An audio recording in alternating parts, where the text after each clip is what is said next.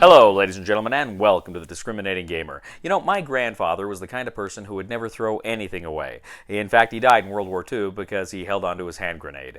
Ladies and gentlemen, today we're going to go ahead and take a look at soldiers and postmen's uniforms from DVG.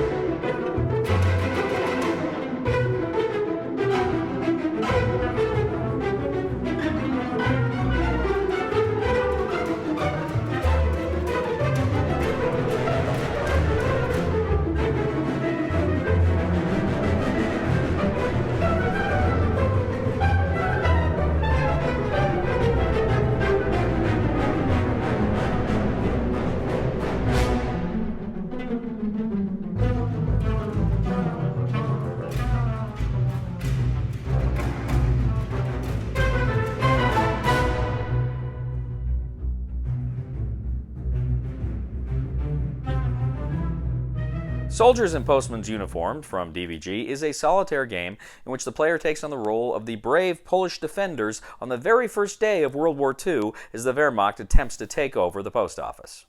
This game is the third game in designer David Thompson's Valiant series, which began with Pavlov's House and went through Castle Litter, and now Soldiers and Postmen's Uniforms, and believe he's working on a fourth title right now.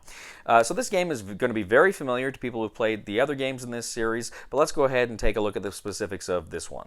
The game board is divided into two sections. On the left side, you have the map of the environs of the post office and various tracks leading up to it that the Germans will come and attempt to take the building from. And then on the right side, you have the three different levels, the second floor, the first floor, and the basement, in which the defenders struggle to hold out.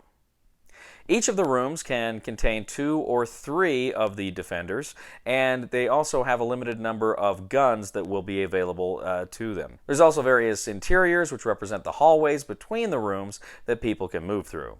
The game is divided into 3 attacks, essentially 3 decks that the solitaire player must play through in order to win. Each deck is going to go ahead and tell where you are going to place a unit on the board. At least it will tell you kind of basically what track. Oftentimes you're going to roll a die, and it will tell you kind of where along those tracks you will place a unit. The units then, if you place one and then you place another one on that track, it slides the unit that was there forward. So these Germans are increasingly trying to get to the post office entrances in order to get inside. Now, at the beginning of every attack, you're going to remove certain cards. You're going to remove the grenade cards and the fire truck card from the 3 decks. And as you play through them, certain things are going to trigger those cards and have them added into the deck. Now, each round of each attack is broken up into different phases. First, you have the enemy phase, where again you draw those cards and you're pushing your guys forward. If ever they reach a barricade, they must stop, and you're just going to pile troops that slide forward onto that barricade spot. But when you hit that barricade, you're going to go ahead and add the grenade into the deck. Once you draw that grenade, then you eliminate that barricade, and the figures then can just pile through toward the house. If ever the troops actually get inside, they kill anybody that's in that entranceway and they move into the interior. Now, during the defense phase, the player essentially can do a few things. He can move a number of the soldiers, a number of the postmen, to different locations, putting movement tokens on them. If they've moved, they can't take any actions that turn, but critically they can move to different areas, and they can take guns with them, and they can also take ammo and other things.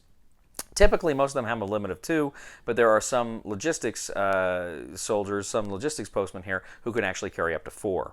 Next, the defender can take actions. Usually this is either to fire at the enemies or recover. So essentially you're going to go ahead, you're going to fire your guns and try to hit them. You're rolling a die, you're trying to hit their defense number or higher than their defense number to remove them from the board. Once you have activated one of your guys, you turn the token over to its exhausted side to show that they've already gone, but you've got to place an action token there. Now you can also, one other action is if people are exhausted, you can unexhaust them. You can flip them back over to their unexhausted side. You can also do a suppression action. So if you have an ammunition token where you're at, you can go ahead and look at your suppression value, and by expending that token, you can place suppression tokens in any empty space. That way, if an enemy moves into that space, you can go ahead and take shots at them as they move into the space. Next, you have the clearing phase, and any soldiers that are in the interior, up to their military rating, they can go ahead, their attack rating, they can go ahead and kill other people. They start with people in the interior, then they're going to start moving from room to room. If there's no one else, they're going to move upstairs or downstairs. Next, during the third attack, you can actually try to have people escape. They got to be near the entrance to a track, and that track has to be clear. If those conditions are met, you can go ahead and have them escape from the building at that time. Now, there's other things going on here. For instance, during the attacker phase, you may draw support units. These are machine guns or infantry guns that you're going to go ahead and place in special locations. You can take shots at them too during the defender phase. But what they're going to do is, like for instance, the machine gun, you kind of roll to see which person in the building they're targeting in the top floor. You're going to roll the die, and if you hit, you just put a disrupted token on them. So it costs an action to get rid of a disrupted token. If somebody has a disrupted token on them and they get another disrupted token, then they become a casualty. Also, too, you may pull out howitzer guns. These things are actually going to target the different levels of the building. You roll a number of die, and if you get any that are, meet the value of the defense, which starts at 6 and moves down, then you slide it down. So it becomes easier to hit more once you've hit it once or a few times by that point. So the defense value goes down. Well, if the defense value goes down, it makes it much easier then to disrupt people in that building and ultimately kill them. Now, there are, as I say, a number of defenders here, but you also do have some civilians as well. And a number of these tokens, if they die, the morale of the defenders goes down. There's one or two where it will go up, but one or two will go down. And that's important because you have a morale track. And the morale track does a few things in this game, but critically, it is kind of the thing you're working against, because if your morale gets down to 0, you lose the game instantly. Some of your other defenders too have some different abilities. A commander can exhaust himself to unexhaust, I think up to 3 other units near him. Then you have Inspire, which I think increases the support values or the attack values when rolling die. And critically, too, just like these other games, you've got the line of sights. The tracks, you can always see who has line of sight because the colors of where people are firing from match colors to where they can fire to. So line of sight is always easy to figure out here.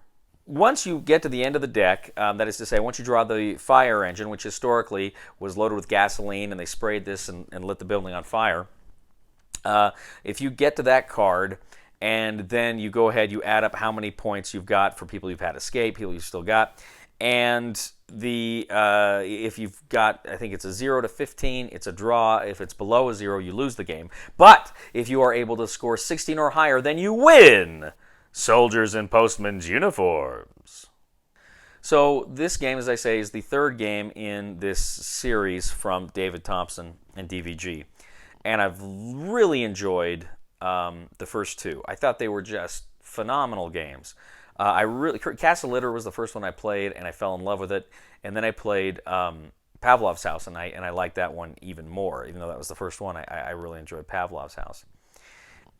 Soldiers in Postmen's Uniform, as I say, it's got the exact same DNA. So if you play the other games, this game's got a few other little rules here and there, but it's essentially the same system, and it's going to be very easy to learn. I really enjoyed this. I thought this game had some fun things like the whole barrier mechanic where you've got to draw the right card in order for the Germans to get through there. In the meantime, you can just try to take them out. But this game, like all these games, the fun thing is what do you do with your actions? Do you take shots at these guys? Do you not? And it's such a horrible thing when you think, well, I'm going to take a shot, and then you miss, and it's just, the end's coming, and it's not good. And one of the great things that this game does so well, like the other games in this series, is this game has that sense of you're not just moving around cardboard, but these are people you really care about. All of the Polish defenders are named characters based on real life figures. And there's a real sense of melancholy and fear, and especially too where you play the Soviets in Pavlov's house, and that was a Soviet victory. As bloody as it was, the Soviets won the victory. Castle Litter, the same thing. The Americans saved the day, and it worked. And this one is depressing because this is the first day of the war. Castle Litter is like the last day, right? And this is the first day of the war, and it's just you even know if you win, things weren't looking too good for those people in the future. This is a tough history, but it's a fun game, and it's an interesting game, and it's a game filled with tough choices. And you genuinely feel bad when you lose some of these people, when some of them die. Like, you take a moment and think about what really happened. And it's, wow. It's a game that packs a punch, like all these games do. Needless to say, I really liked it. I really liked Soldiers and Postmen's Uniform. It's another triumph from this designer. Now, having said that, I would like to say that of those 3 games in this system, I probably like this one the least. And I don't know, maybe that factors into it, the fact that it's kind of a downer as opposed to those other games. But I think, too, I don't know, I think Pavlov's House is probably still my favorite because I like the different kind of the operational level and the tactical level that game brings. And then Castle Litter was a lot of fun, too. And this one's fun, too. But it's, like I say, if I were going to start with this game, start with the system, I'd probably start with Pavlov's House. But this is a good one, and it's a great history. And if this theme appeals to you, the mechanics certainly will. So a recommendation for the discriminating gamer for Soldiers and Postmen's Uniforms is go ahead and buy it. Thank you once again for joining us today on The Discriminating Gamer. As always, we ask you to please leave a comment for us on YouTube, on Board Game Geek, on our Facebook page, or on thediscriminatinggamer.com. We'd ask you to please like us on Facebook, subscribe to us on YouTube, and follow us on Twitter. I'd also ask you to check out my other channel, that is Cody Carlson, PhD, where we discuss military history and fun things like that. Please subscribe to that channel. And we'd also ask you to please give a thumb on Board Game Geek to this video. That helps us out a lot. You know, ladies and gentlemen, I asked my other grandfather if he ever killed anyone in World War II, and he said, probably. I was the cook.